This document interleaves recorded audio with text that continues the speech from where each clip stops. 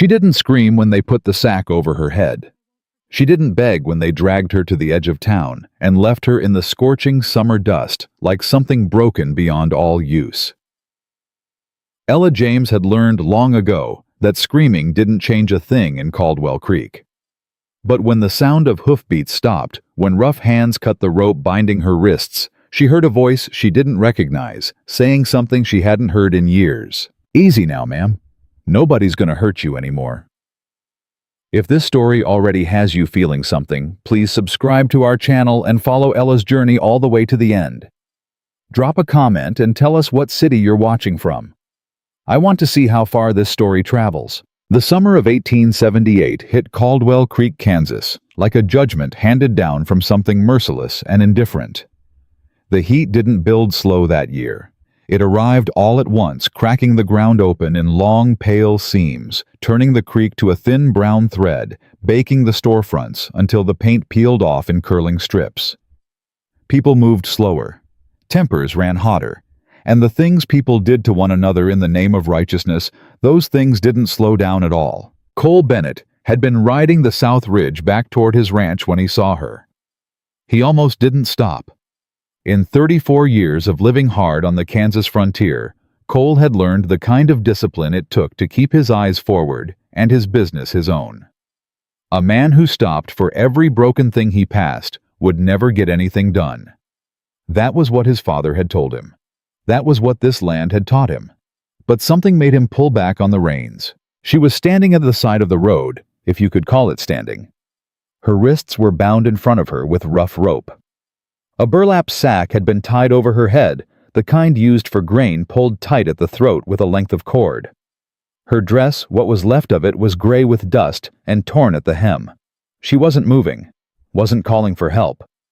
She was just standing there in the full-bore heat of a Kansas afternoon, swaying slightly like a fence post that had taken one blow too many and hadn't quite decided yet whether to fall. Cole stepped down from his horse. He didn't say anything right away. He'd learned that too. You don't come at a frightened creature fast and loud. You come slow. You let them hear your boots on the ground before they hear your voice. "Ma'am," he said quietly, stopping about 3 feet away.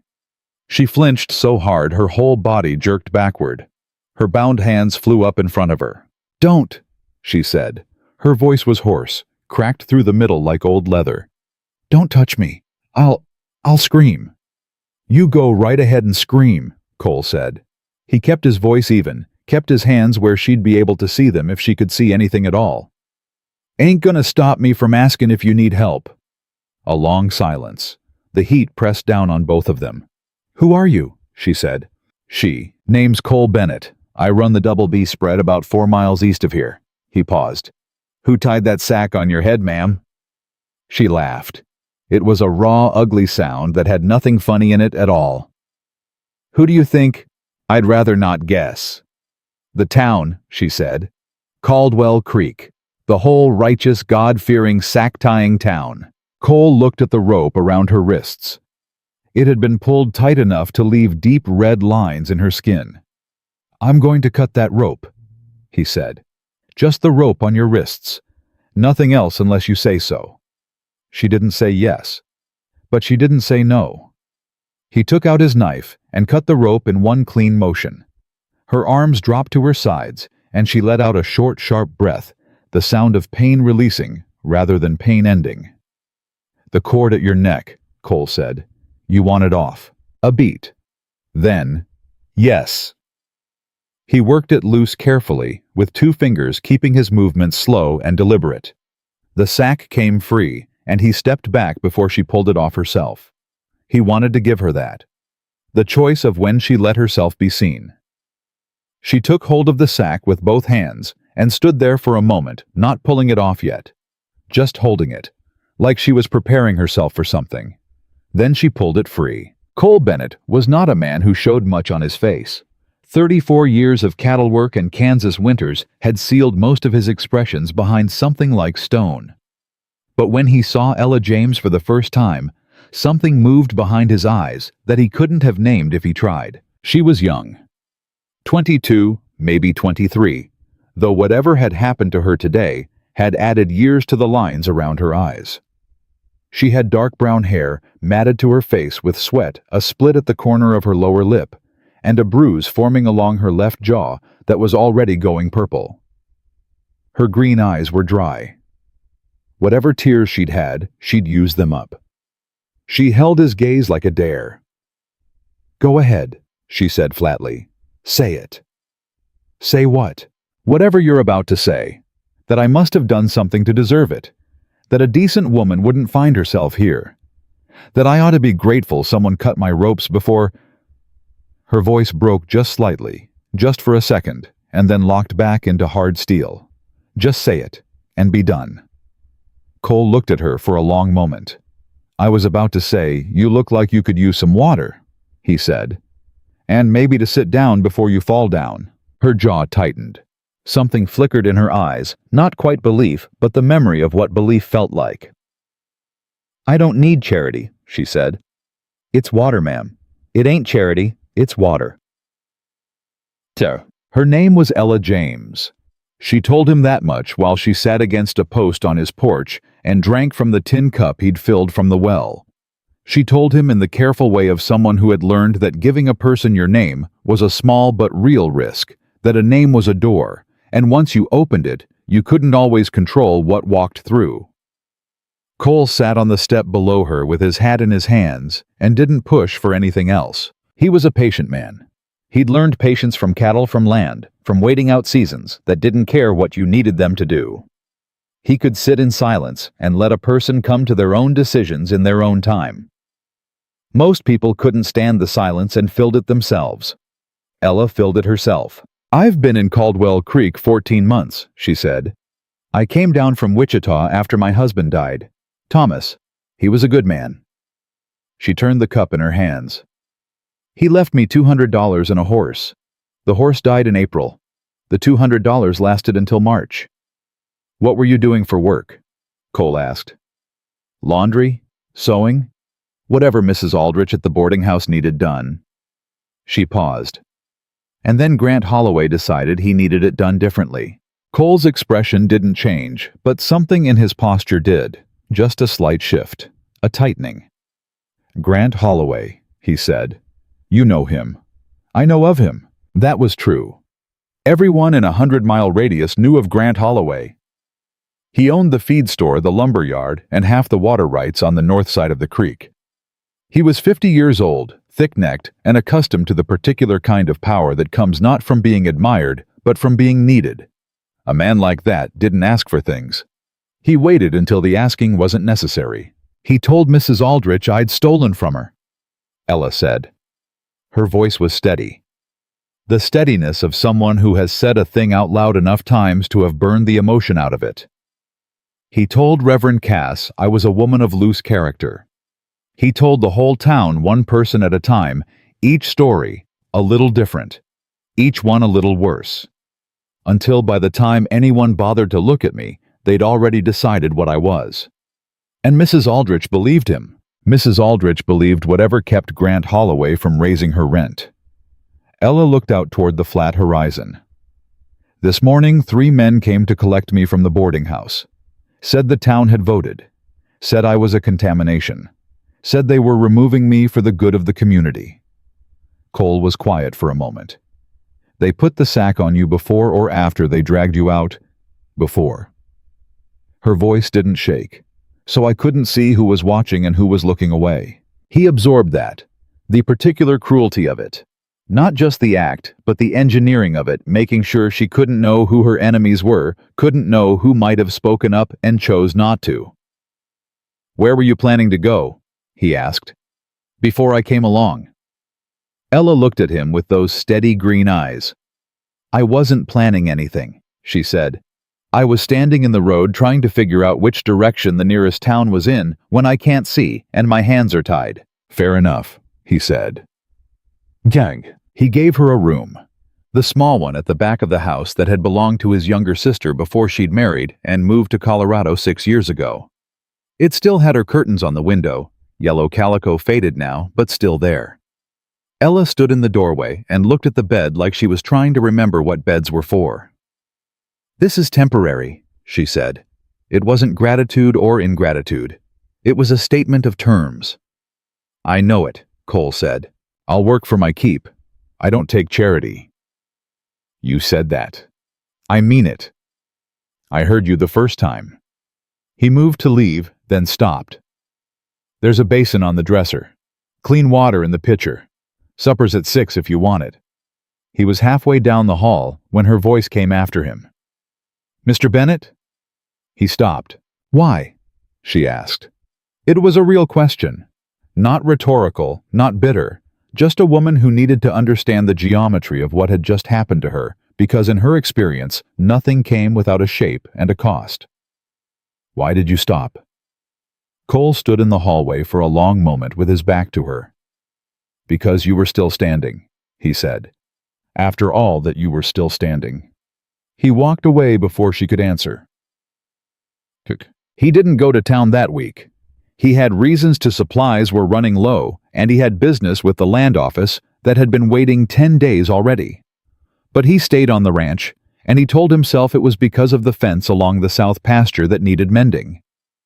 He told himself that for 2 days before he admitted, at least to himself, that the fence could wait and the town could not be trusted. Because Grant Holloway had eyes in Caldwell Creek.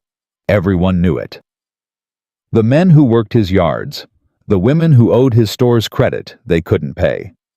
They all reported back in small and large ways, the currency of information keeping them square, with a man who collected debts the way other men collected land.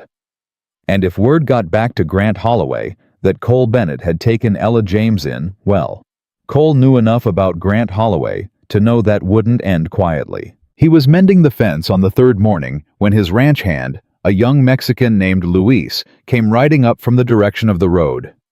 "Somebody coming," Luis said. "2 men. I don't know them."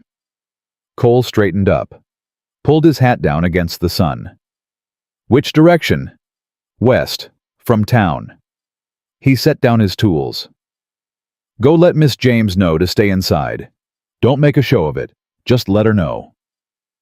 Luis rode back toward the house, and Cole walked out to meet the road. The 2 men who came up the track were not men he recognized from sight, but he recognized their type immediately, the loosely assembled authority of men, doing someone else's work, wearing their employer's confidence, the way a boy wears his father's coat.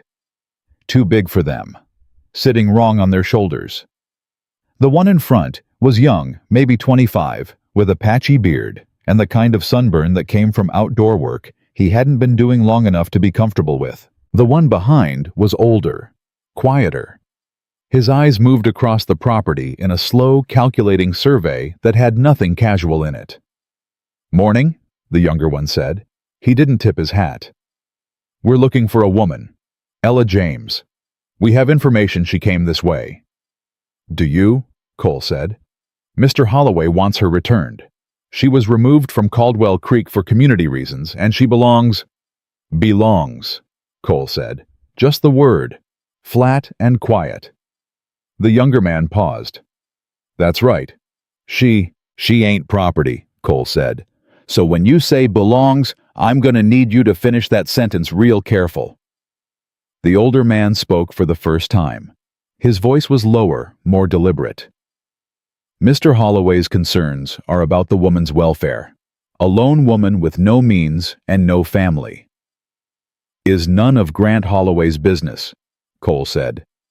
"Unless he's in the business of tying sacks over women's heads and leaving them in the road, which from what I can tell he is." A silence dropped between them like something heavy. "You'd be Cole Bennett," the older man said. "I would." "Mr. Holloway is going to want to speak with you." "Mr. Holloway's welcome to come speak with me himself," Cole said. "On my property. In the daylight. Without sending men ahead first." He met the older man's eyes and held them. "You tell him that. Word for word." The 2 men looked at each other, some calculation passing between them. "This ain't finished," the younger one said. "I didn't expect it was," Cole replied. He stood in the road and watched them ride back toward Caldwell Creek until they were gone from sight. Then he turned and walked back toward the house. Ella was in the kitchen when he came inside. She had found flour and was doing something purposeful with it that involved a great deal more focused energy than biscuit making strictly required. She didn't look up when he came in, but he could see from the set of her shoulders that she knew. "They were Holloway's men," she said. It wasn't a question. "Yes." "How many?" "2." She worked the dough for a moment in silence. "He'll send more next time." "Likely. And you'll—" "What? Turn them away again?" She did look up then, and her green eyes were not afraid. They were something harder than afraid. They were furious. Controlled, but furious. "Mr. Bennett, you don't know what Grant Holloway is capable of." "I've got a fair idea. You have a reputation in this county," she said. "A good one. A man with land and standing and things worth losing. And I am a woman with nothing. Whatever debt you think you're paying by helping me, it isn't worth what Holloway will cost you." Cole pulled out a chair and sat down. He looked at her for a long moment. "You think I'm doing this out of guilt," he said. She stared back at him. "Or charity," he continued. "Or some kind of what misplaced cowboy sentiment. Aren't you?" "No," he said simply. "I'm doing it because it's right. And because I've known for 2 years that Grant Holloway runs this county like a man who's never once been told no, and I've been looking for the right moment to be the one who says it." Ella studied him. The way she studied things without blinking, without flinching, with the thorough attention of a woman who had learned to read people quickly, because her safety had depended on it. "That's a very noble speech," she said at last. "It ain't a speech, it's just the truth. Men's truths have a way of changing when the price goes up." He nodded slowly. "That's fair," he said. "And I won't argue with you about what men do. But you've been in my house 3 days, and I haven't asked you for a single thing that wasn't freely offered. And I don't intend to start." The dough sat between them on the table. Outside, a meadowlark called from somewhere in the heat. Once, twice, then nothing. "They'll be back," she said again, quieter this time. "I know it," Cole said. "And when they come back, it won't just be 2 men." "I know that too." Ella James looked down at her hands, flour-dusted, steady, bare of any ring now for well over a year. She looked at the rough lines the rope had left at her wrists, still faintly visible, fading but not yet gone. "I'm not going back," she said. Her voice was low and absolute. The voice of a woman who had made a decision somewhere between the road and this kitchen, somewhere in the space between the sack being pulled off her head and the tin cup being put in her hands. "Whatever it costs you, whatever Holloway does, I am not going back to that town." Cole looked at her. Something settled in his expression. Not resolution exactly, because it had already been resolved before she said it. More like recognition. Like he had been waiting for her to arrive at that sentence because he already knew it was true. "Nobody's sending you back," he said. He said it the way a man says something that isn't a promise so much as a fact, like the direction of a river, like the rising of the sun. Ella James looked at Cole Bennett across a kitchen table in the Kansas summer of 1878, with flour on her hands and a bruise on her jaw and the ghost of a rope at her wrists. And she did not thank him. She was too honest for that, and too broken, and too proud.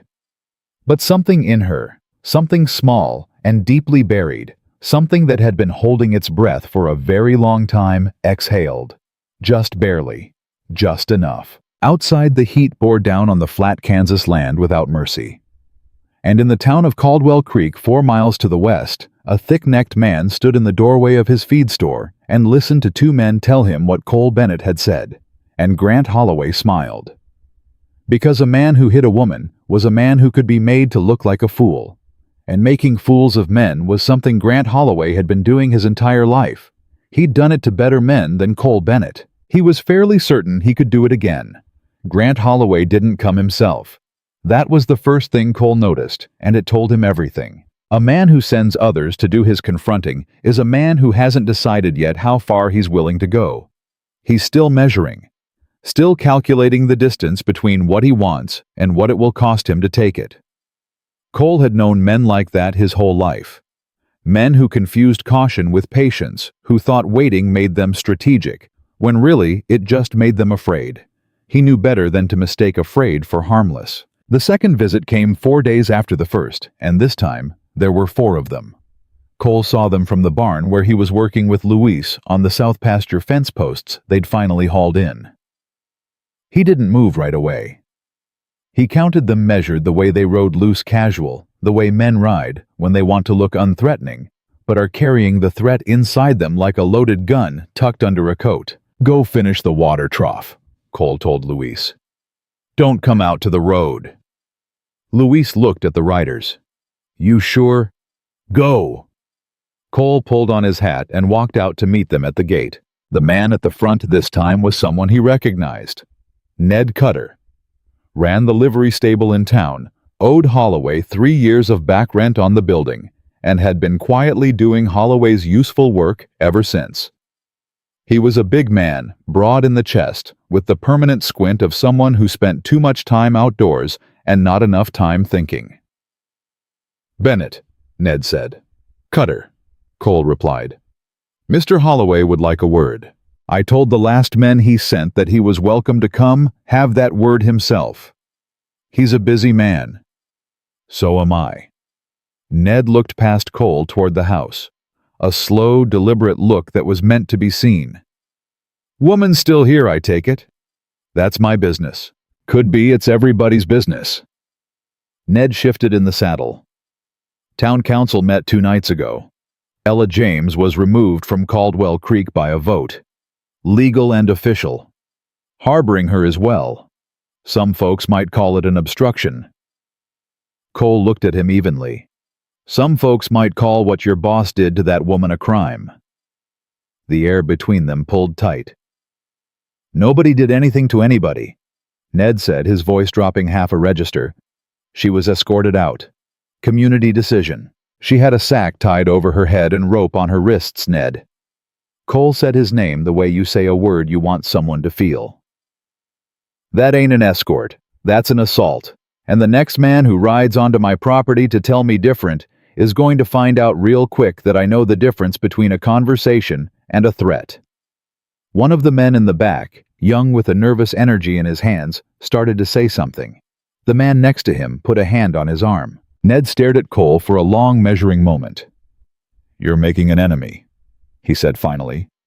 "I've made enemies before," Cole said. "They're still around. So am I." Ned pulled his horse around without another word. The other 3 followed. Cole stood at his gate and watched them go, and he didn't let himself breathe fully until they were past the ridge. Then he walked back to the house. Ella was standing at the window. She'd watched every second of it. "What did they say?" she asked when he came through the door. "Same thing as before. Different faces. Ned Cutter was one of them." She said it like a statement, not a question. "I saw him. He used to watch me walk past the livery every morning. Never said a word. Just watched." She turned from the window. "He'll report back exactly what you said." "Good," Cole said. She stared at him. "Good. I want Holloway to know where I stand. I want him to know it clearly and without any room for misinterpretation. A man like that counts on people being just ambiguous enough that he has somewhere to work." Cole poured water from the pitcher into a cup and drank. "You take that away from him, he's got to decide openly what he is." Ella was quiet for a moment. "And you think that's in your favor?" "I think men who've never been publicly opposed are usually worse at it than they expect." She looked at him with those careful green eyes, not believing him exactly, but filing it away. "I found something," she said. "While you were out this morning." She went to the table and picked up a folded piece of paper. It was tucked under the door. Whoever left it was quiet about it. I didn't hear a thing. Cole took the paper and unfolded it. The handwriting was small and neat, the kind taught in schoolhouses, precise and controlled. It read, "She is not who she says she is. Ask her about Thomas James's debt. Ask her about the money that went missing from the Aldrich boarding house. A friend." Cole read it twice. Then he set it down on the table and looked at Ella. She was already watching him. Her chin was up, her hands were still. "Go ahead," she said. Exactly as she'd said it the first day, standing in the road with the sack still in her hands. The same voice, the same dare. "Thomas James left debt?" Cole asked. "Yes." "How much?" "More than $200 covered." She said it without flinching. "Thomas borrowed from a man in Wichita before he got sick. I didn't know how much until after the funeral. By the time I paid what I could, I had enough left to get to Caldwell Creek and start over." She paused. "That's it. That's the whole story." "And the money from the boarding house." Something flickered behind her eyes. Not guilt. Anger. "Mrs. Aldrich was 3 weeks late paying me. I took what she owed me from the cash box in the kitchen, and I left an accounting of it on the table." Her jaw set hard. Grant Holloway told her it was theft. She chose to believe him. Cole looked at the note again. Then he folded it and put it in his shirt pocket. "All right," he said. Ella blinked. "All right. All right," he repeated. "I heard you." "That's it. You're not going to—" "Ella!" He used her name for the first time. Just her first name, direct and without ceremony. She stopped. "Somebody slipped that note under my door to make me doubt you. If I'd had any doubts to begin with, I'd have sent you back to town already. I didn't. I don't." He looked at her steadily. "Now I'm going to go finish my fence before I lose the light. Is there something else?" She stared at him. Then in a voice so quiet he almost didn't catch it, "No, there's nothing else." Jekyll. The note had come from inside. That was what Louise told him that evening, with the quiet certainty of a man who had spent his whole life being invisible enough that people forgot he was watching. "I was at the water trough," Louise said. "I saw someone come from the east side of the house, not from the road, from the field." "Could you see who it was?" "A woman. Older. Moving fast." Cole thought about that. A woman who knew the property well enough to come across the field. An older woman. Moving fast, but quietly. "Mrs. Greer," he said. Louise said nothing, which was its own kind of answer. Margaret Greer was 60 years old and had lived on the property adjacent to Cole's for 12 years. Her husband had died of fever 4 years back. She was sharp-minded church-going and deeply invested in the social arithmetic of what other people owed and what they deserved. She had been kind to Cole's sister. She had been less kind to others. Cole sat with that information for the rest of the evening and said nothing to Ella about it. But the next morning, when he rode out east, he stopped at Margaret Greer's property. She came to the door of her house with flour on her apron and a look on her face that was composed very quickly over something that had not been composed at all. "Cole," she said pleasantly. "Margaret." He kept his voice easy. "Mind if I ask you something?" "Of course not." "That note you left under my door, the one about Ella James." The composure cracked at the edges. She recovered fast, but not fast enough. "I don't know what you're—" "Margaret." Quiet. Final. She held his gaze for 3 seconds. Then she looked away. "I was trying to help you," she said. "You don't know what people are saying, Cole. You don't know how this looks. A man your age taking in a woman with her kind of reputation." "Her kind of reputation," Cole said. "The whole town knows what she is." "What is she?" Margaret looked at him like the answer was obvious. "A woman who made herself convenient to men, until she wasn't. And now she's making herself convenient to you." Cole didn't raise his voice. He had learned long ago that a raised voice gave people somewhere to put their energy. They could be offended, could be victimized, could turn the whole conversation around. Quiet was harder to redirect. "Margaret," he said, "you've been my neighbor for 12 years. You were good to my sister, and I want to be respectful of that." He paused. "But the next time you come onto my property uninvited and try to undermine a woman who is under my protection, I'm going to have to ask you to keep your distance. From my property, and from her." Margaret's face went through several things in rapid succession: shock, hurt, indignation, then something colder underneath all of that. "Grant Holloway is not going to let this rest," she said. "I know. He has friends on the county board. He has the Reverend. He has—" "I know what he has, Margaret." "Then you know he can make your life very difficult." Cole put his hat back on his head. "He can try," he said pleasantly, and he rode home. He hadn't been back an hour when the situation changed entirely. Ella found him in the barn. She was moving fast, not running, but close to it, and there was something in her face that was different from everything he'd seen before. Not fear, not fury, something colder than both. "There's a man at the back of the property," she said. "By the creek. I saw him from the upstairs window. He's been standing there for 20 minutes. Cole was on his feet before she finished the sentence. "Alone, as far as I could see. Stay inside. Lock the back door." "Cole, please," he said. And then he was gone. The man by the creek was not one of Holloway's yardmen. Cole knew that the moment he saw him.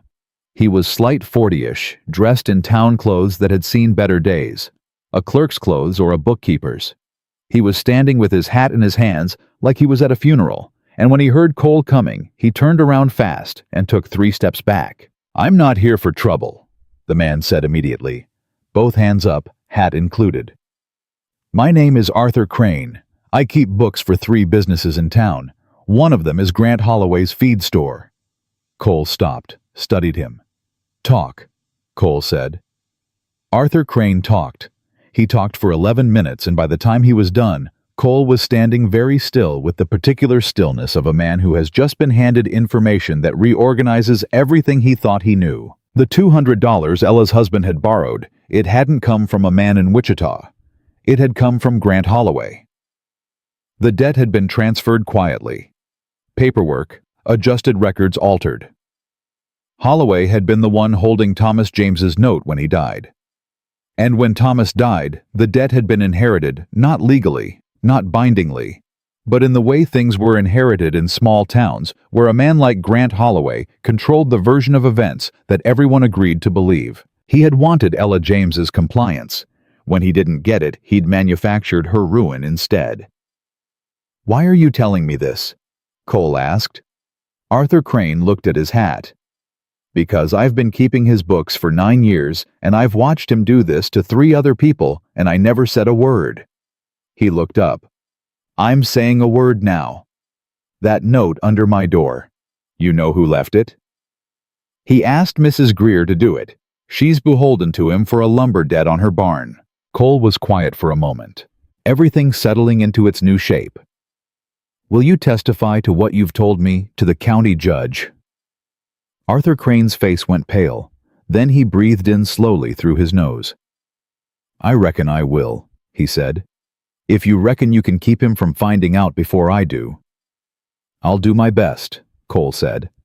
"Now get off my property the back way, and don't let anyone see you leave." Ella was standing in the kitchen when Cole came back inside. She had not locked the back door. She was standing in the middle of the room with her arms crossed and her chin up, and the expression on her face said very clearly that she had not been upstairs watching from the window like she'd said she'd been. She'd been close enough to hear. "You heard?" he said. "Enough." "Then you know." "I knew," she said. Her voice was very quiet. "Not the specifics, but I knew the shape of it. I knew from the first week in Caldwell Creek that whatever Grant Holloway wanted from me, he was going to take one way or another. When I said no, I knew what was coming." She uncrossed her arms. Her hands, he noticed, were shaking slightly. Not with fear, with the effort of holding everything still. "I just didn't know he'd gotten to Thomas before he died." Cole said nothing. "Thomas never told me," she said. "He protected me from it. He thought—" She stopped, started again. "He thought he'd pay it back before it mattered. He died before it mattered." Her voice cracked on the last word. The first real crack he'd heard. It lasted exactly 1 second before it sealed back over. "He was a good man. He just trusted the wrong one. Cole walked to the table and sat down across from where she was standing. He didn't say anything comforting. He didn't reach for her. He understood without being told that this woman did not want comfort right now. She wanted to be treated like someone capable of carrying what she was carrying. "Arthur Crane will testify to the county judge," he said. "I can ride to Dodge City and file a formal complaint within the week. Holloway's manipulated records manufactured a debt orchestrated your removal from town that's not just community business anymore. That's fraud. That's potentially worse." Ella stared at him.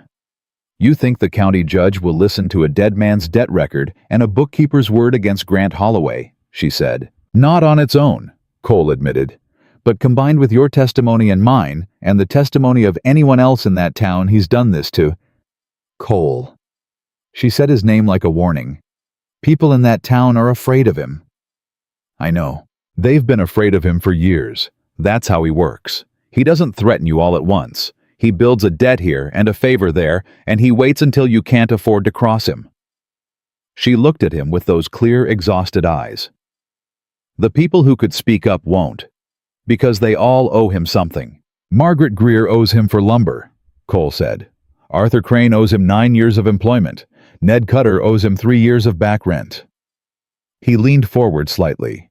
"Every single one of those people is afraid of what Holloway will do if they talk. But you know what they're more afraid of?" Ella waited, being the only one who doesn't. He kept his voice level. "You get one person to talk openly, it changes the math for every person after them. It's not about courage, it's about arithmetic." She looked at him for a long time. Outside, the last of the afternoon heat was pressing against the house with everything it had. "You really believe that?" she said. "I do." "Why?" "Because I've seen it work," he said. "And because the alternative is letting Grant Holloway keep doing this to whoever comes next. After you, it'll be someone else. There's always someone else." Ella James stood in the kitchen of Cole Bennett's ranch house, with the Kansas summer sitting heavy on every surface, and she thought about Thomas, who had tried to protect her from a debt she hadn't known existed.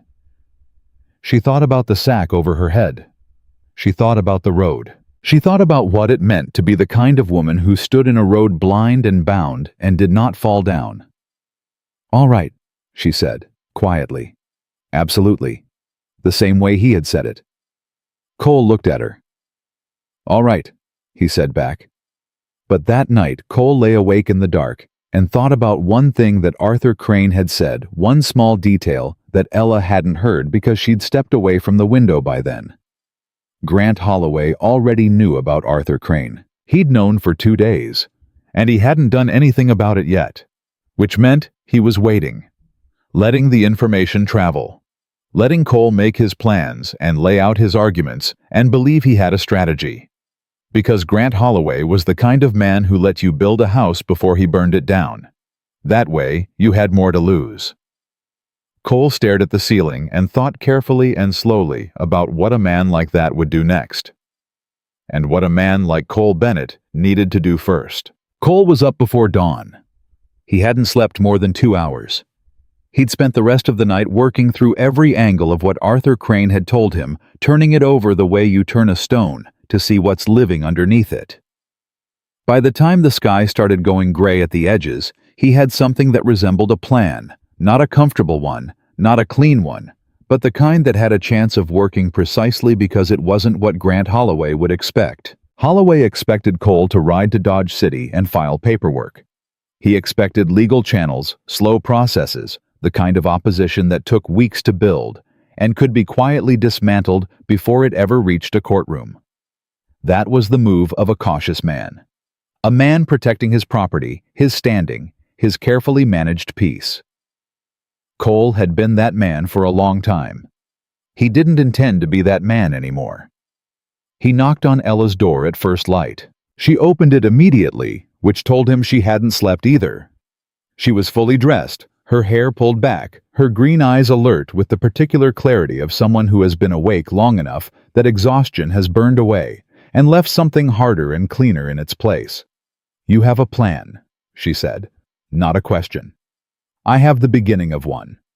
"Tell me." "Not yet. I need to know something first." He looked at her directly.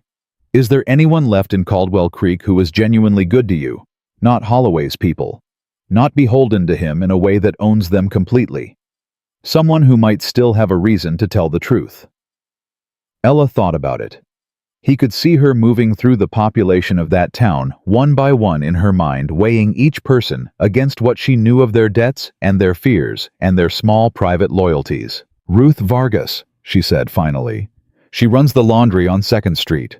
Her husband was Mexican, died 2 years ago. She's been on her own since. Holloway tried to buy her building last spring, and she told him no. A pause. She told him no in front of 4 people. He hasn't forgotten it. Is she afraid of him? Everybody's afraid of him, Ella said. But Ruth Vargas is angry too, and sometimes angry is stronger than afraid. Cole nodded. And Reverend Cass. You said he was part of what Holloway built against you. Her jaw tightened. He stood at the pulpit and told the congregation I was a corrupting influence. Used those exact words. She stopped. But I don't think he believed it.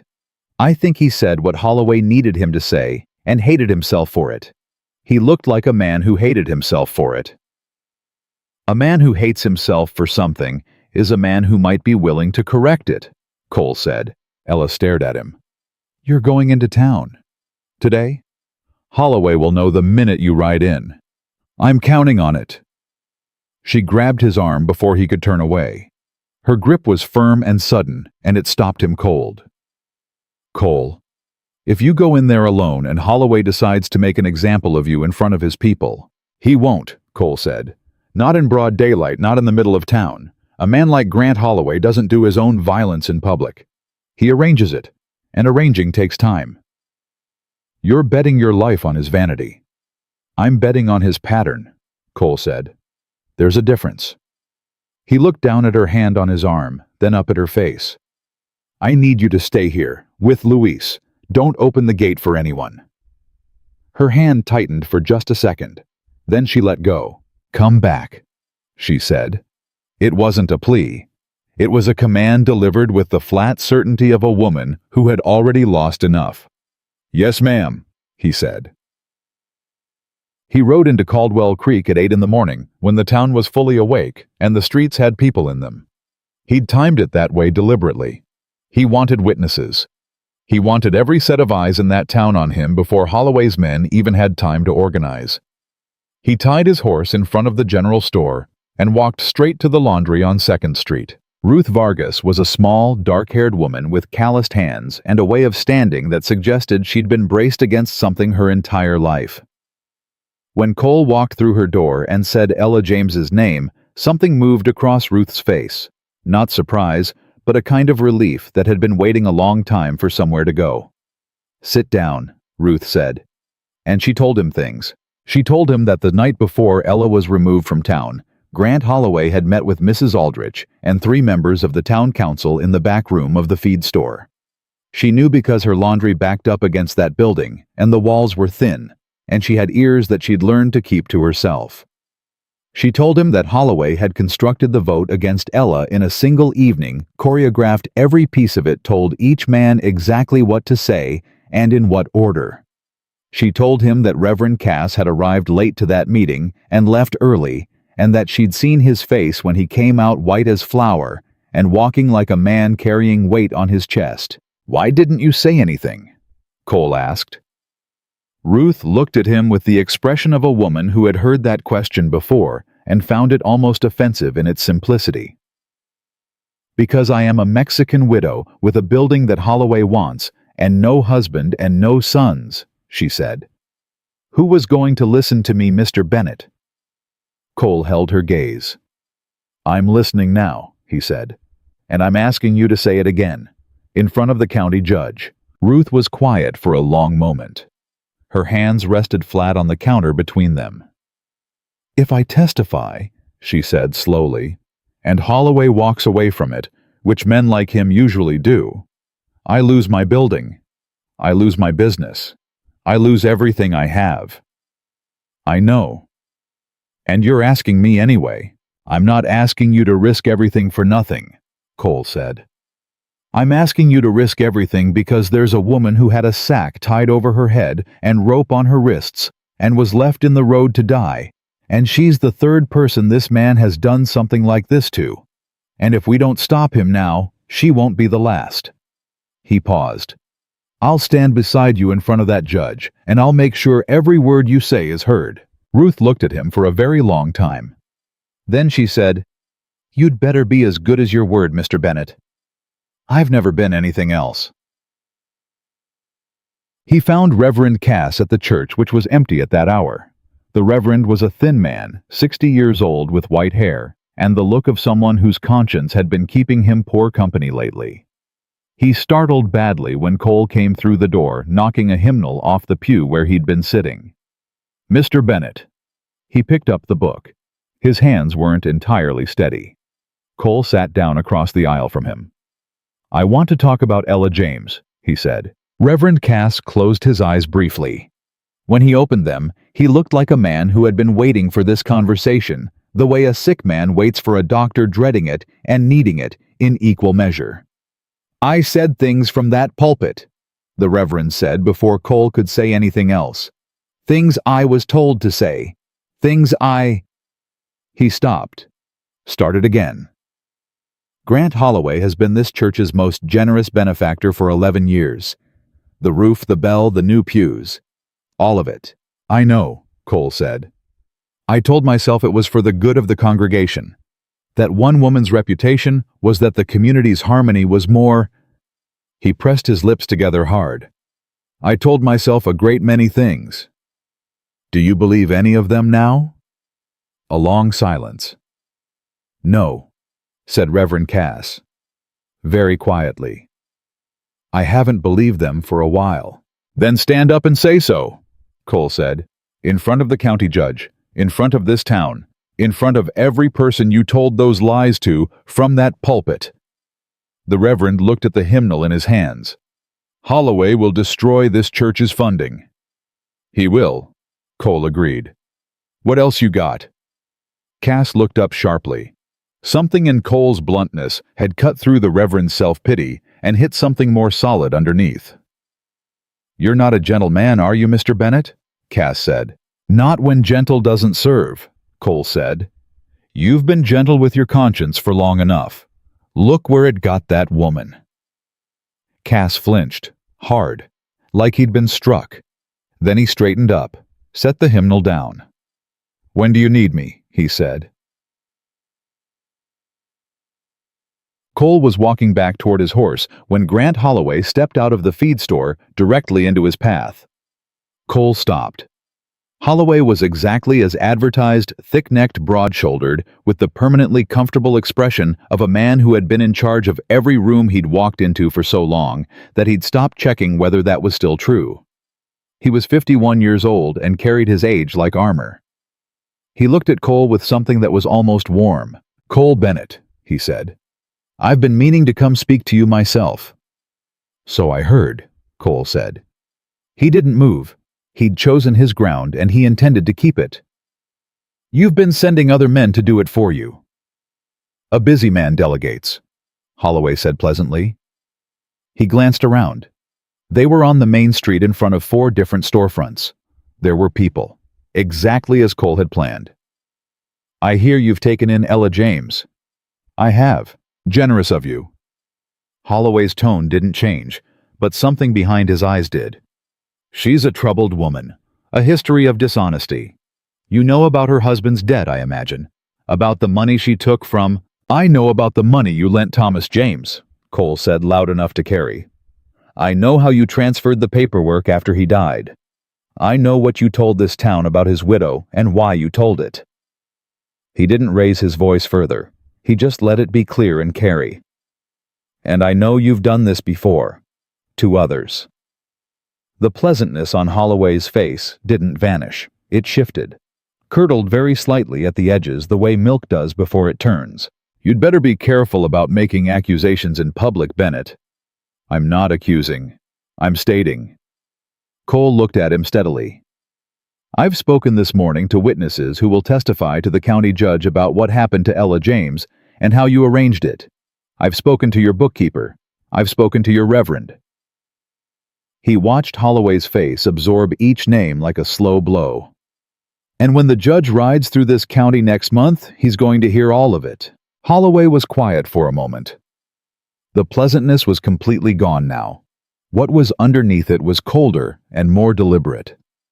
"You're making a mistake," he said. His voice was very low. "This is a county where I have friends on every board in every office." "You also have enemies," Cole said. "You've just spent so long making sure they were afraid of you that you forgot to notice them." Holloway looked at him with something that was almost respect.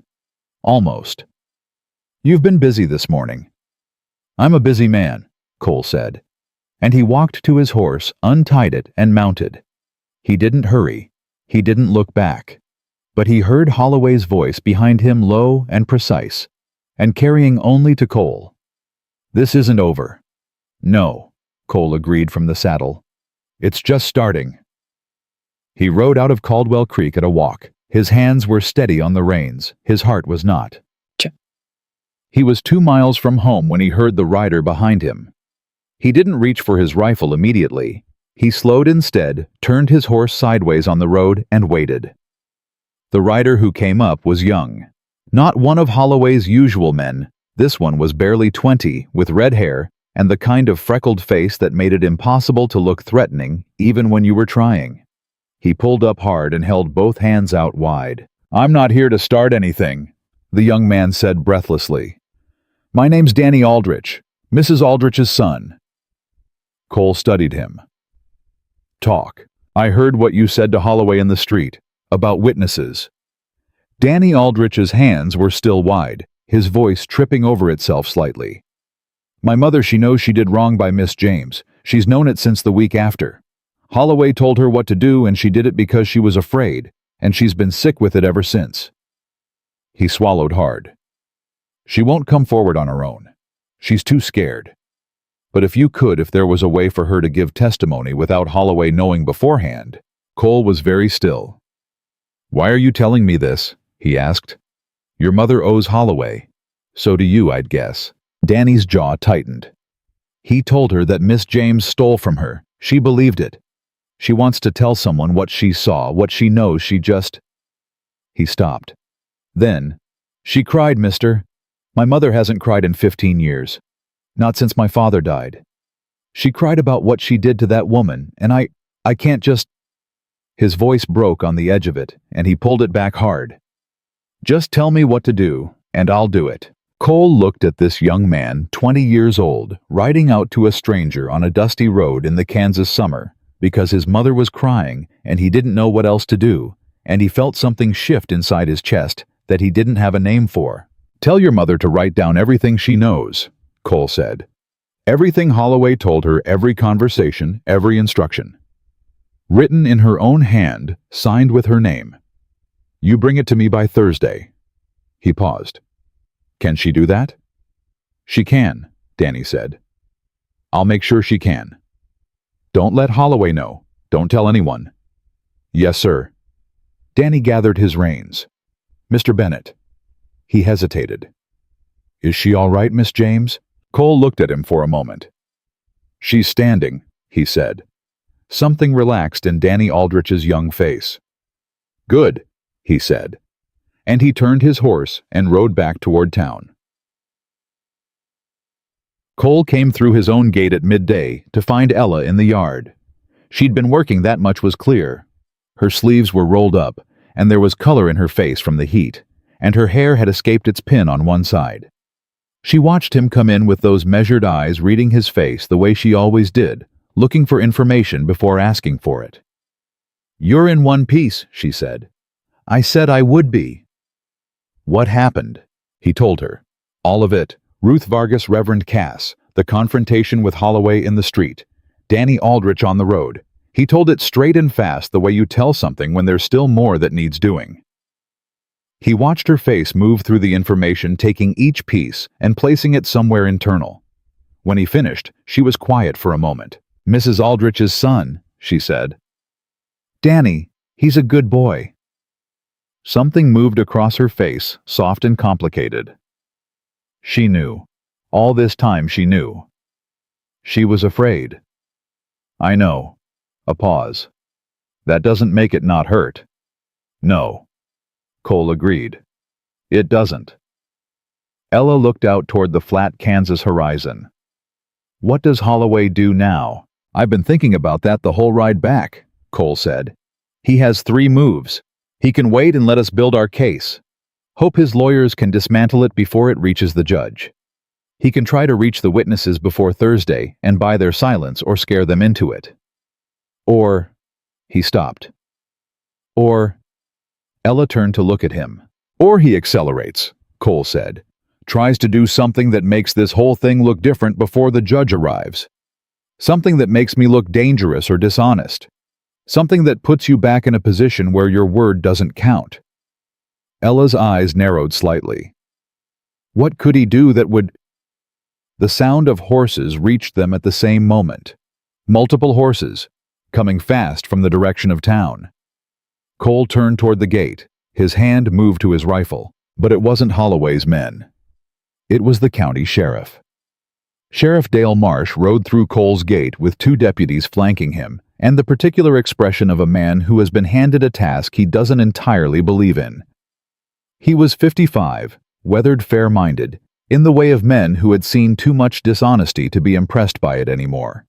Cole knew him, had always found him to be straight, but Dale Marsh was also a man who operated inside a county where Grant Holloway had friends.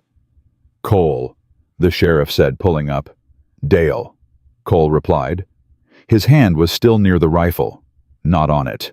Near it. I've got a complaint filed this morning. Marsh held his gaze. Grant Holloway is claiming that Ella James stole money from Aldrich's boarding house. He's filed it formal. I'm required to investigate. Cole didn't move. When was this filed? This morning. About an hour after you left town. Marsh's expression didn't change, but something in his eyes did a slight adjustment, a quiet editorial. I'm required to speak to Miss James. You understand that. I'm not here to arrest anybody. I'm here to get a statement. Cole turned and looked at Ella. She was already looking at him. Her face was very still, the kind of still that takes a tremendous amount of effort. This was Holloway's 3rd move. He hadn't waited. He hadn't tried to buy silence. He'd gone straight at Ella James directly, officially, before Cole could build anything, trying to make her the defendant before she could become the witness. It was fast. It was smart. And it meant that Holloway was more afraid of what Cole had set in motion this morning than he'd let on in the street. Come inside, Sheriff, Ella said. Her voice was steady, clear as creek water.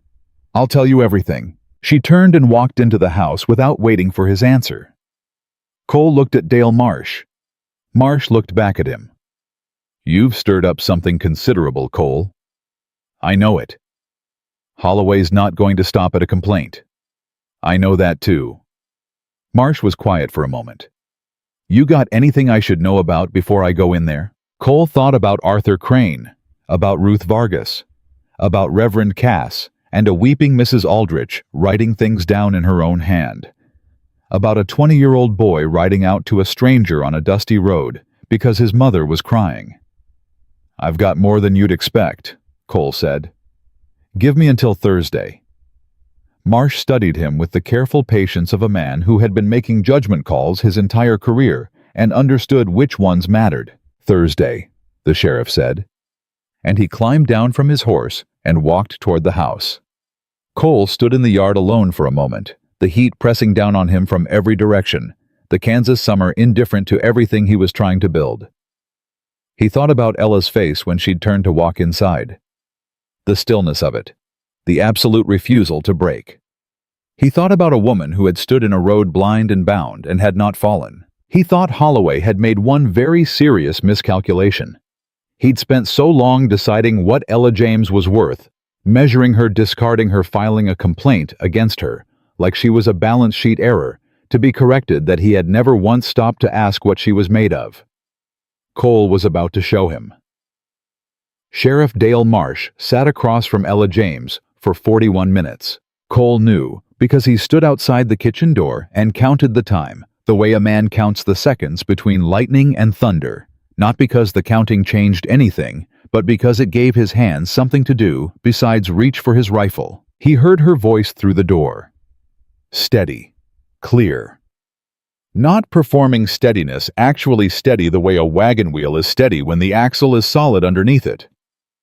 She answered every question Marsh put to her, without hesitation, without hedging, without the careful pauses of someone constructing a story.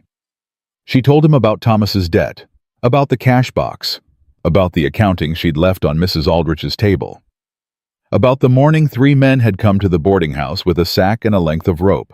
At one point, Cole heard Marsh stop asking questions entirely, just listening, for a long time. When the door finally opened and Marsh came out, he looked like a man who had walked into a room expecting to find one thing and found another entirely. He looked at Cole. She wrote down the accounting, Marsh said. The exact amount, the date, which coins. Yes. Thieves don't usually do that. No, Cole agreed. They don't. Marsh pulled on his hat.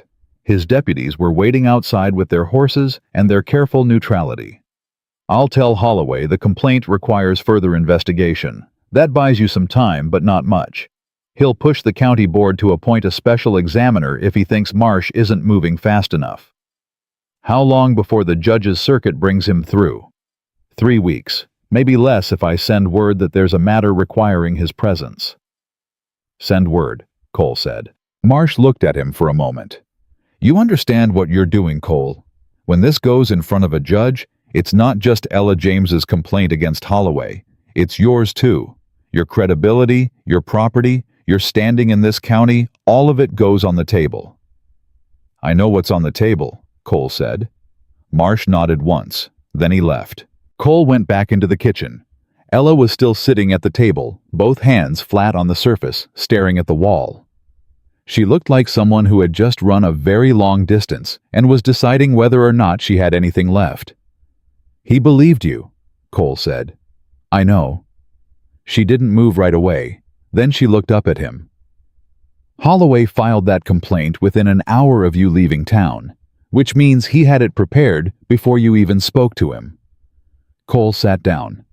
Yes, he knew you were coming, she said. Someone told him you were riding in. Margaret Greer, Cole said. He'd already worked it out on the ride home. Or someone she told. She'd have known I was gone from the property and guessed where. Ella's jaw tightened. He was always one step ahead. That's how he works. You think you're moving, and he's already moved. He was one step ahead, Cole said. He's not anymore. She looked at him. What changed? He's afraid now, Cole said. This morning in the street I named Arthur Crane and Reverend Cass out loud in public where people could hear. He didn't expect that. A careful man doesn't do that. A careful man builds quietly and files paperwork and waits. I didn't do any of that. He kept his eyes on hers. He filed that complaint in a panic, Ella. He thinks he's controlling this, but he filed that complaint in a panic. She absorbed that.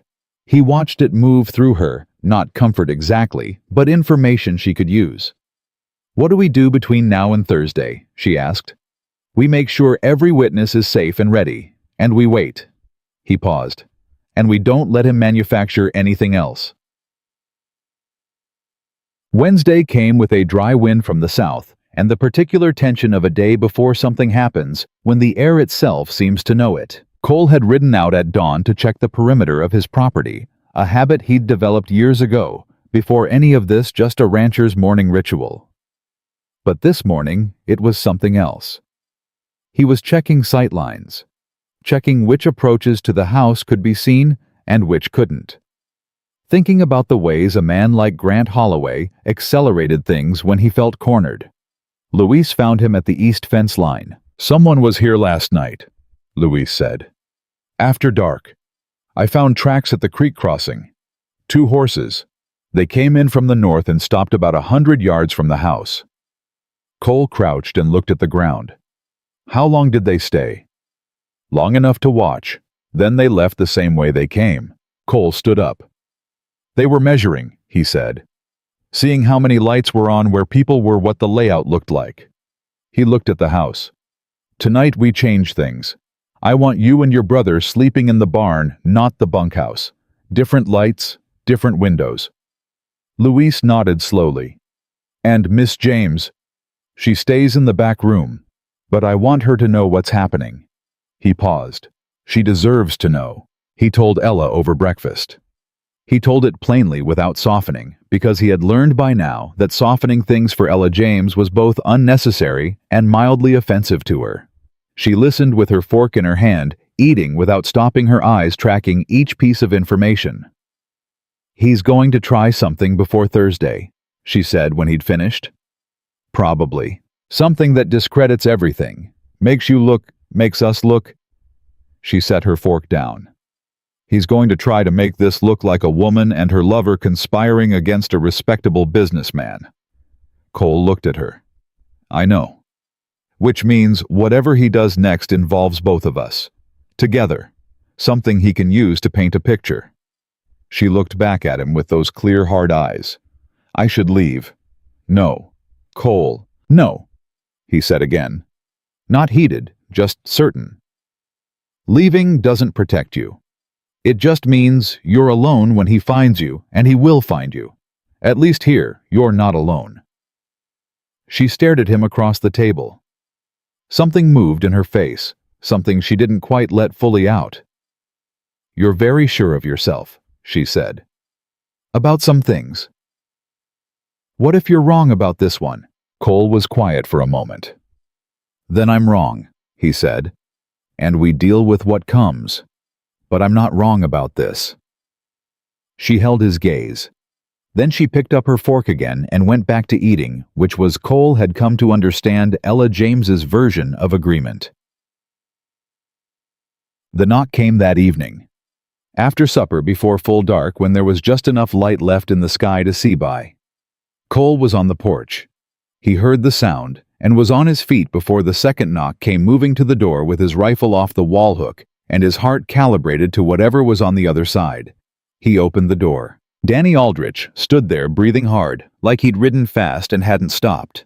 His red hair was damp with sweat. In his hands, he held a folded envelope. "My mother's statement," he said. "All of it. Signed and dated like you said." Cole took the envelope. "Any trouble getting here?" "Someone followed me part of the way. I lost them at Miller's Creek." Danny's jaw was tight. "It was Ned Cutter." Cole absorbed that.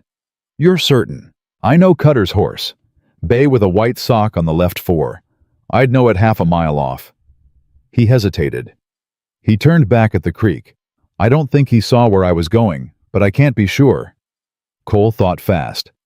"Don't go back to town tonight. You can sleep in the bunkhouse." "I have to go back," Danny said.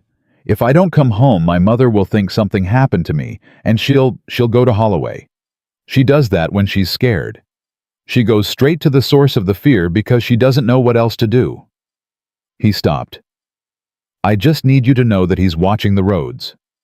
Whatever you're planning for tomorrow, they're going to be watching." After Danny left, Cole stood in the kitchen and read Helen Aldrich's statement by lamplight. It was 4 pages long, handwritten in the careful penmanship of a woman who had once taken pride in such things, the letters slightly shaky now, but the content utterly precise. She wrote down every conversation with Holloway, every instruction, the exact words he'd used when he'd told her what to say about Ella James and why. She wrote, "I am deeply ashamed of what I did. I am writing this because it is the truth, and because the truth is the only thing I have left to offer." Cole folded the letter and put it with the others. Arthur Crane's accounting. Ruth Vargas's written testimony delivered the previous afternoon by her teenage daughter. Reverend Cass's signed statement, which had arrived by way of the Reverend himself riding out at dusk with red eyes and the look of a man who had made his confession at last. 4 witnesses, 4 documents, and a sheriff who'd told him Thursday. He should have felt solid. He felt exposed instead. Because Ned Cutter had followed Danny Aldrich toward Cole's property, and that meant Holloway knew something was moving. And a man who knew something was moving and had already proven he could file a legal complaint within an hour had other tools available. Cole went to bed with the documents locked in the strongbox under his bed and his rifle inside arm's reach. He was asleep in 12 minutes because there was nothing left to do that night, and a man who didn't sleep was a man who made mistakes. The twist came at 7 the next morning, and it didn't come the way Cole had expected it. He'd expected another set of riders. More men with more instructions from Holloway, more legal mechanisms, some new formal complaint or manufactured accusation. He'd been braced for force dressed up as procedure. What he got instead was Reverend Cass riding up to his gate, hard alone, his white hair wild under his hat, his horse badly lathered. Cole was at the barn. He heard the sound and came out fast. "What happened?" he said, not a question. "Arthur Crane," the Reverend said, sliding down from the horse. "Holloway found out. I don't know how, but he found out Crane had spoken to you. Last night, Holloway sent men to Crane's boarding house." He stopped to breathe. "They roughed him up, Cole. Not badly enough for a doctor, but enough. Enough to make a point. And then they took his ledger books, everything he kept copies of." Cole stood very still. "Where's Crane now?" "He's at my church. He came to me at 5 this morning. He's frightened. He's saying he can't testify. He's saying it's not worth it." Cole's jaw worked. He looked at the ground for exactly 3 seconds, letting the information settle and reshape the architecture of what he'd built. Then he said, "Saddle a fresh horse from my stable. Take it back to Crane. Tell him I'm coming." Cass grabbed his arm. "Cole, Holloway took the ledger books. Even if Crane testifies the physical evidence, Holloway doesn't know about the copies," Cole said. Cass blinked. "What?" "Arthur Crane brought me copies 3 days ago. The originals are in the strongbox in my bedroom." He looked at the Reverend steadily. "Holloway took decoys. Crane's smart enough to have planned for exactly this kind of move." Something flooded across Reverend Cass's face. Hope mixed with something that might have been the beginning of his own courage coming back online. "He planned for it," the Reverend said. "He spent 9 years working for Grant Holloway," Cole said. "He knew how the man operated better than anyone." He started toward the house. "Get the horse." He was saddled and ready to ride in 10 minutes. He was coming out of the barn when Ella stepped directly into his path. She'd heard. Of course she'd heard. The woman had ears like a hawk, and a mind that processed information at a speed that still caught him off guard. "I'm going with you," she said. "Ella, don't." Her voice was hard. "Don't tell me to stay here and be safe. Arthur Crane was hurt because of me. Because he came forward for me. If he's sitting in a church right now thinking about whether any of this is worth it, then I am the one who needs to go look him in the face and answer that question." She held his gaze with everything she had. "Not you. Me." Cole looked at her. In 14 days, she had gone from a woman standing in a road with a sack over her head to a woman standing in a barn doorway, telling a rancher where she was going with the absolute authority of someone who had decided exactly who she was. "You ride fast?" he asked. "Faster than you probably," she said. He almost smiled. "Get a horse." They rode into Caldwell Creek together side by side in the full morning light. Cole had expected Ella to be tense on the road, eyes forward braced. Instead, she rode with her chin up and her back straight, and her green eyes moving across everything around her with the calm attention of a woman who had decided that fear was a luxury she couldn't afford anymore. "People are going to see us ride in together," Cole said. "Good," she said. Exactly as he had said it days ago in a different context. She glanced at him. "I learned that from someone." They found Arthur Crane in the back pew of the church. He was a small man. When he was frightened, he seemed to take up less space, as if trying to make himself less of a target by becoming less visible. His left eye was swollen nearly shut. His hands were folded in his lap with the deliberate stillness of someone trying very hard not to shake. He looked up when they came through the door, and when he saw Ella, something happened in his face. He hadn't expected her. That much was clear. Ella walked straight to him and sat down in the same pew close, but not crowding, and looked at him directly. "You came to Cole's property," she said. You crossed a field and knocked on a stranger's door and told the truth about what Grant Holloway did. You did that." She paused. "What happened to your face doesn't change what you did." Crane looked at her. His swollen eye was watering. "He took my books," Crane said. His voice was thin. 11 years of records. 9 years of his records. He took copies," Ella said. "Cole told me. The originals are safe." Crane blinked, looked at Cole. "She's right," Cole said from where he'd stopped 3 feet away, giving them the space they needed. "He took the ledgers you left at your boarding house. He didn't find the copies you gave me." Crane's breath came out in a long, fractured exhale, something between a laugh and a sob. "He doesn't know," Crane said. "He doesn't know," Cole confirmed. A silence settled in the church. Then Crane pressed both hands over his face, held them there for 5 seconds, and brought them down. "I'll testify," he said. His voice was different now, smaller in its fear but harder in its decision. "I'll stand up in front of that judge and say every word of what I know." He looked at Ella. "I should have said it years ago. I should have said it the first time I watched him do this to someone." "You're saying it now," Ella said simply. It wasn't forgiveness. It wasn't absolution. It was something more practical than either of those things, an acknowledgement that the past was the past and the only direction worth discussing was forward. They were coming out of the church when Ned Cutter appeared. He wasn't alone. He had 2 men with him, both larger than Cutter himself, both wearing the casually organized menace of men who knew which side of this town they were on. Cutter looked at Cole, then at Ella. Something moved across his face when he saw her, a complicated mixture of recognition and guilt that he buried quickly under something harder. "Didn't expect to see you in town, Miss James," Cutter said. "Didn't expect to be here," she said. Her voice was perfectly level. "Circumstances change." "Holloway wants a word," Cutter said to Cole. "Right now, at the feed store." "Does he?" Cole said. "It's not a request." "Everything is a request, Ned." Cole kept his voice easy. "Some people just forget to say please." Cutter's eyes moved to Ella again. "This is getting complicated, Miss James. You'd do yourself a favor by stepping away from all this. Go somewhere quiet. Start fresh." The threat wasn't in the words. It was in the tone underneath them. "There's still time to make this simple." Ella looked at him for a long moment. Something settled in her face. Something that had been unsettled for a long time. Something that had spent months flinching and calculating and waiting and surviving, and it became absolutely crystallinely still. "I want you to listen to me carefully, Ned Cutter," she said, "because I'm only going to say this once." Her voice didn't shake, didn't rise. It was the voice of a woman who had decided something foundational about herself and was simply stating it as fact.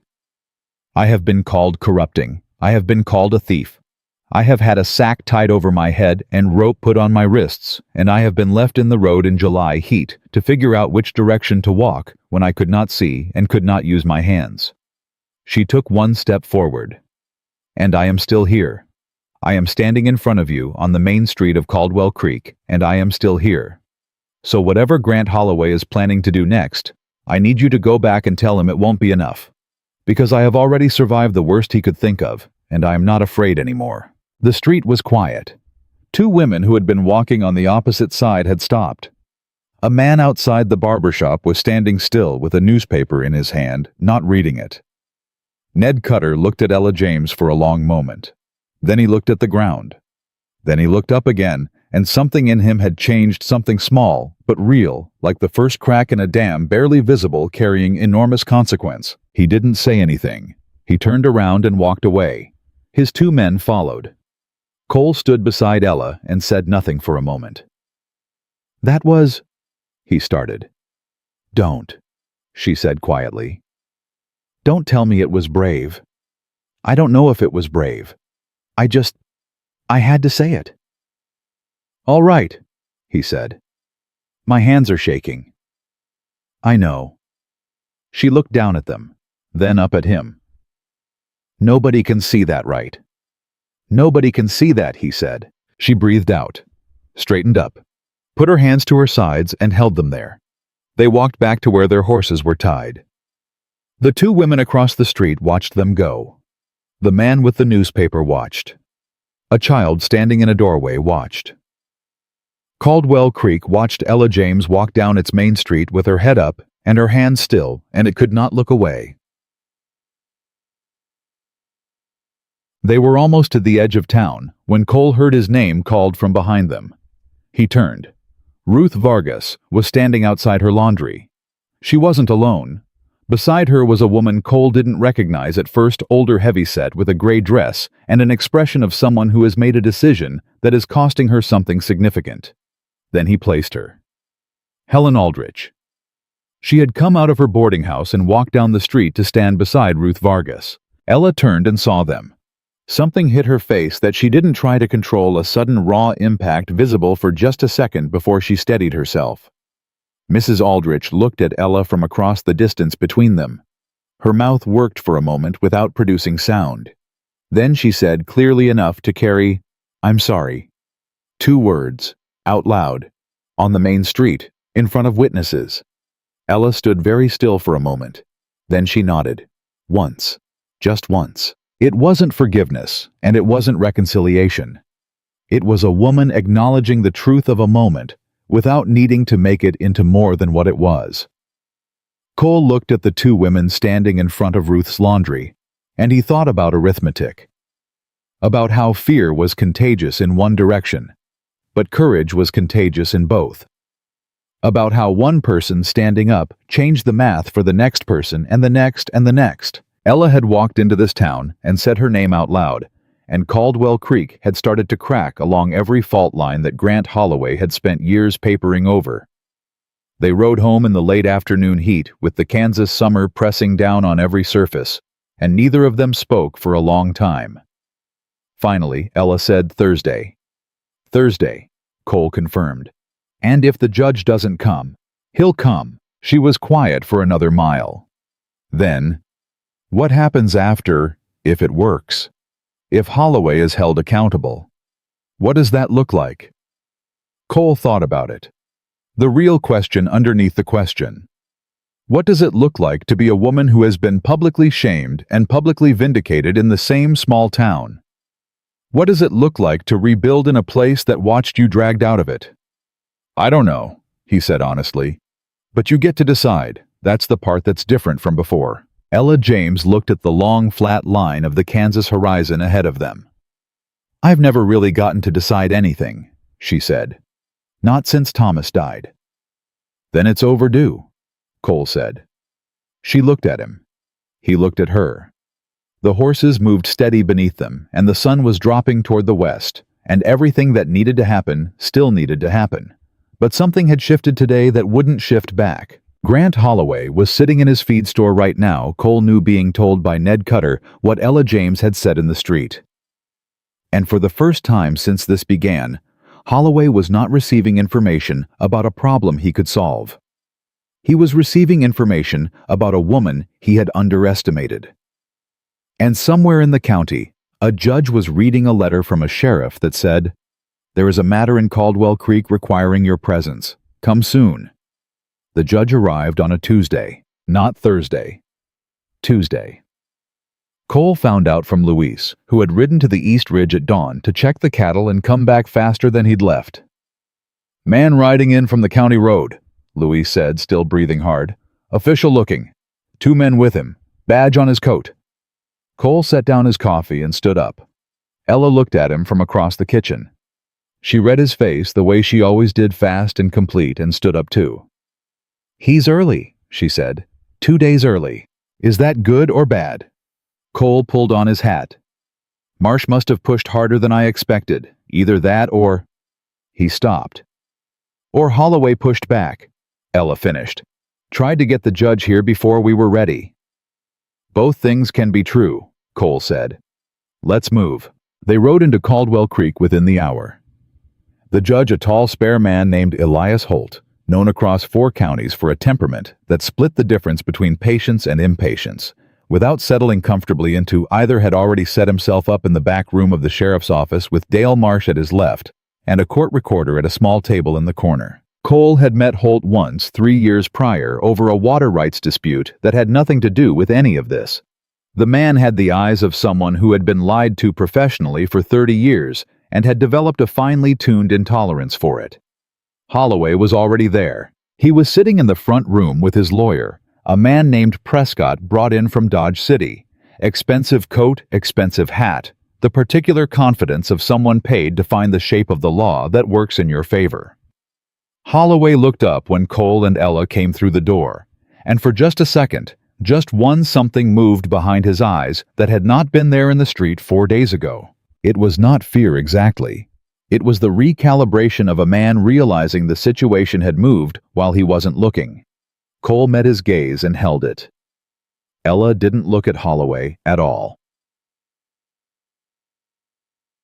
Judge Holt conducted proceedings with the economical precision of a man who had no interest in theater. He went through the formal complaint, first Holloway's theft allegation against Ella, and he read Helen Aldrich's signed statement aloud, in a voice that made the words land like stones, dropped one by one into still water. Prescott objected to the statement's admissibility. Holt overruled him in the same tone he'd used to read the statement, not dismissive, just certain. Then Holt called Arthur Crane. Crane came in from the side door, where Marsh had been keeping him. He walked with the slight stiffness of a man whose ribs were still healing from 3 nights ago, and the swollen eye had gone from purple to yellow at the edges. He sat down across from the judge and folded his hands in his lap, the way he'd folded them in the church pew, and he began to talk. He talked for 22 minutes. Holloway's lawyer interrupted 6 times. Holt let Crane finish every single sentence before acknowledging the interruptions, and then he addressed them each with the same 2 words. "Continue, Mr. Crane." Cole watched Holloway's face across the room. Watched it go through its adjustments. The small tightenings, the controlled resets, the disciplined maintenance of a man who understood that his face was being observed. He was good at it. 30 years of running a county made you good at it. But he was good at it the way a man is good at holding his breath. There was effort in it, and effort eventually runs out. When Crane finished, Holt looked at the documents Cole had brought, the accounting copies, the ledger pages. He looked at them for a long time with the reading glasses perched on his nose, and the room was very quiet, except for the scratch of the recorder's pen. "Mr. Prescott," Holt said finally without looking up, "your client's position is that these documents are fabricated." "That's correct, Your Honor. The originals were examined by Mr. Holloway and found to be inconsistent with the originals your client's men removed from Mr. Crane's boarding house 3 nights ago," Holt said, still reading, still not looking up. A beat. "We have no knowledge of any such or Mr. Prescott." Now Holt looked up. "Do not finish that sentence." The room was completely silent. Holloway's lawyer closed his mouth. Ruth Vargas testified next. She was small and composed, and she did not look at Holloway once during the entire time she spoke. She looked at the judge with the directness of a woman who had spent her whole life being overlooked by men in official positions, and had decided somewhere between Cole Bennett's visit and this moment that she was finished accommodating that. She told Holt what she'd heard through the wall of her laundry. The meeting in the back of the feed store, the names, the instructions, the order in which Holloway had choreographed Ella's removal from Caldwell Creek. When Prescott rose to cross-examine Ruth, looked at him with the patient expression of someone who has seen everything he's about to do before and is simply waiting for him to finish. He sat back down after 4 questions. Then Reverend Cass walked in. Holloway moved for the first time. Just a shift in his chair. Small. But Cole caught it, and across the room Ella caught it too, because she had been watching Holloway with the peripheral attention of someone who knows which direction the danger comes from. Cass stood in front of the judge, and he didn't sit. He stood with his hat in both hands, and his white hair, and his red-rimmed eyes, and he said in a voice that had spent 40 years filling the space of a church, "I stood at my pulpit, and I told my congregation that Ella James was a corrupting influence. I said it because Grant Holloway asked me to say it, and because I was afraid of what he would take from the church if I refused. He paused. I have been a minister for 31 years. That was the worst thing I have ever done in the service of a living man. Nobody in the room made a sound. I am prepared to swear to every detail of what Holloway told me to say, the date he told me, and the names of the 2 council members who were present when he did. He looked at Holt steadily. Whatever consequence follows from that, I accept it. Holt looked at him over his glasses. Sit down, Reverend. Cass sat. Holloway's lawyer asked for a recess. Holt granted 20 minutes. Cole found himself in the narrow hallway outside the sheriff's office with Ella beside him and the whole weight of the morning pressing down on both of them. Ella leaned against the wall with her arms crossed, not speaking processing. Cole stood beside her and gave her the silence she needed. After a while, she said very quietly, "He's going to try something in there." "Probably." "What does he have left?" Cole thought about it honestly. "He's going to challenge my credibility," he said. "Try to make this about a rancher with a personal interest in a woman manufacturing a case. He'll argue that everything Crane and Ruth and Cass said was orchestrated by me." Ella was quiet for a moment. "Can he make that stick?" "Not with Holt," Cole said. "But he doesn't need to make it stick today. He just needs to introduce enough doubt that Holt calls for a longer investigation instead of a ruling. And a longer investigation means Crane and Ruth and Cass go back to their lives in Caldwell Creek, while Holloway still owns the feed store and the lumber yard and half the water rights." Cole kept his voice even. "Means you go back to—" He stopped. "To nowhere," Ella said simply. "I go back to nowhere." Cole looked at her. She wasn't performing despair. She was just stating the geometry of it the same way she stated everything directly and without ornament. "There's one more thing," Cole said. "Something I didn't tell you." She looked at him sharply. "Holt is going to call you," Cole said. "He'll want your statement directly. And when Prescott cross-examines you, he's going to come at everything: Thomas's debt, the boarding house, why you came to Caldwell Creek, what your relationship is with me. He will try to make you angry, or make you cry, or make you say something that sounds like calculation." He held her gaze. "He's very good at it. That's what Holloway paid him to be." Ella looked at him for a long moment. "I know," she said. "I've been waiting for it since we walked in." "Don't let him rush you," Cole said. "Take every question at the speed you want to take it. You don't owe that man your pace." Something moved in her face. Something he hadn't quite seen before. Not gratitude, not warmth, but a kind of recognition. The look of someone seeing themselves reflected accurately in another person's estimation for the first time in a long while. "All right," she said. She walked back into the room before he did. The twist came from Holloway himself, and it came the way the real ones always do, not from the direction anyone was watching. When Holt called the recess to a close, and Prescott rose to continue Holloway's defense, Holloway put his hand on his lawyer's arm. Prescott stopped, looked at his client. Something passed between them that Cole couldn't read. But whatever it was, Prescott sat down slowly with the expression of a man whose advice has just been disregarded. Holloway stood up. "Your Honor," he said, "I'd like to address the court directly." Holt looked at him with the expression of a man who has seen this move before and is reserving judgment on it. "That's your right, Mr. Holloway." Holloway straightened his coat. He was a man who commanded rooms, and he commanded this one now with the full force of 51 years of practiced authority. He looked at the judge with something that might have been sincerity, and might have been its most sophisticated imitation. "I have run a business in Caldwell Creek for 22 years, he said. "I have employed 40 men, funded a church roof, contributed to the school building, and served on the county board for 11 years. That is not the record of a man who operates without conscience." He paused deliberately. What happened with Miss James was a community decision made in the interest of social order. Mistakes may have been made in the execution. I am prepared to acknowledge that. I am also prepared to settle the matter of any disputed debt and offer reasonable restitution. Cole felt Ella go very still beside him. Holloway was doing the last thing anyone in the room had expected. He was not fighting. He was conceding partially strategically, just enough to reframe the entire proceeding from a criminal matter to a civil one. From something that carried real consequence to something that could be managed with money and time. It was the move of a man who had been doing this for 30 years and knew exactly what form of surrender preserved the most power. Cole's jaw tightened. Holt looked at Holloway for a long, measuring moment. "You're offering restitution," Holt said. "I am, in the interest of resolution and community peace." Holt looked at Cole, then at Ella. "Miss James," he said, "would you like to respond?"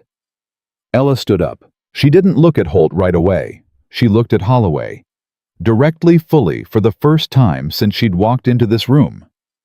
And Holloway, who had faced down county boards and rival businessmen and creditors and sheriffs, held her gaze for exactly 3 seconds before he looked away.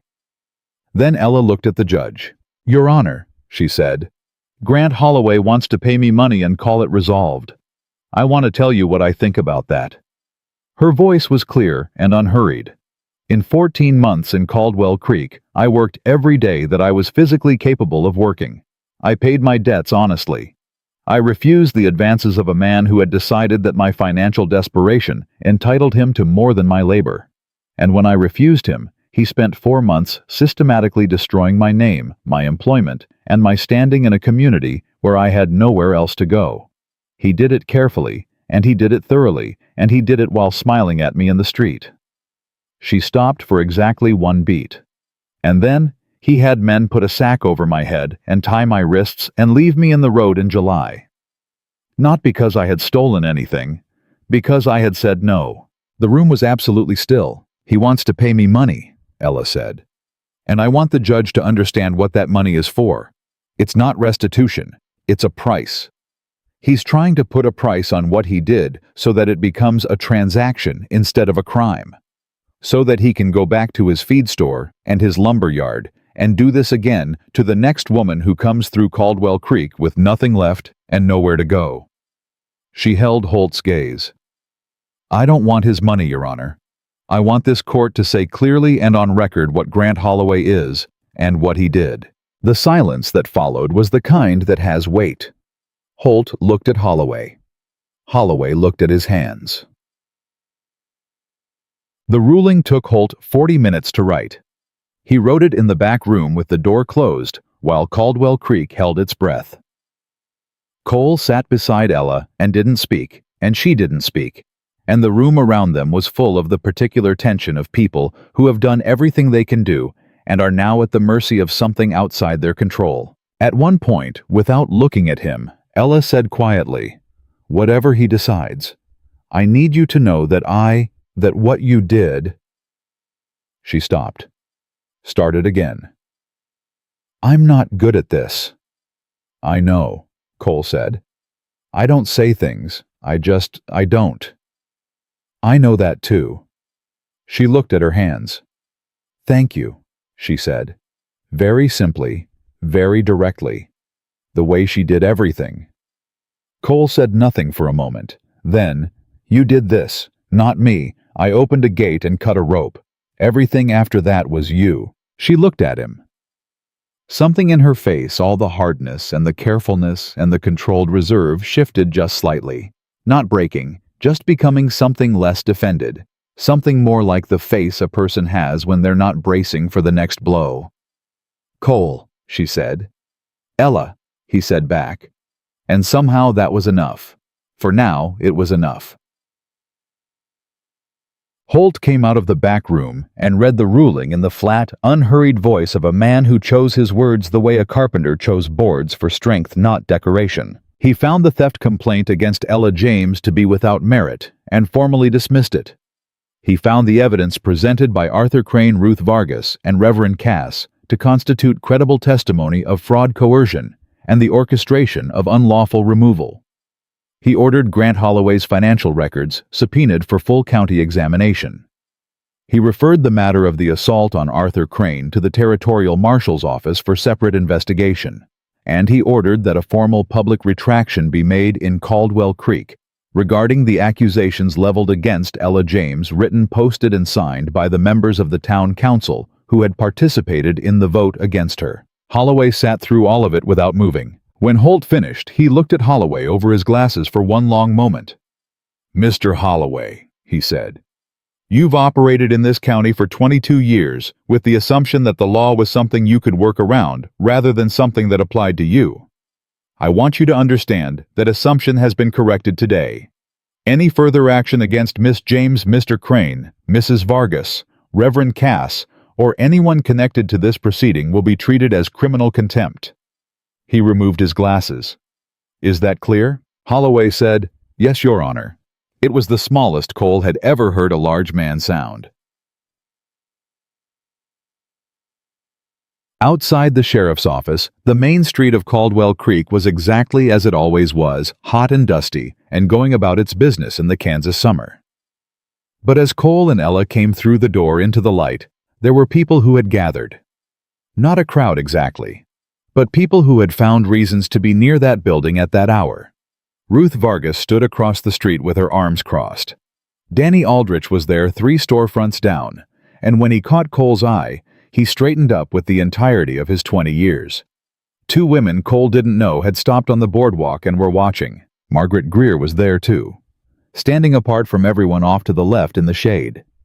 When she saw Cole, she looked at the ground. It was not nothing. Ella stopped on the step outside the door and took the full heat of the sun on her face and breathed in slowly. Ruth Vargas crossed the street.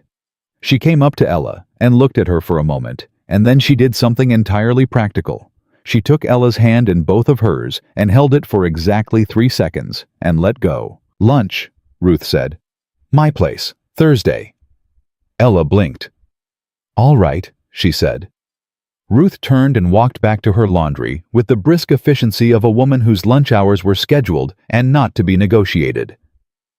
Ella made a sound that was startled and brief, and might just barely have been the beginning of a laugh. What? They rode home in the afternoon heat, and this time, the silence between them was different. It wasn't the silence of 2 people bracing against something.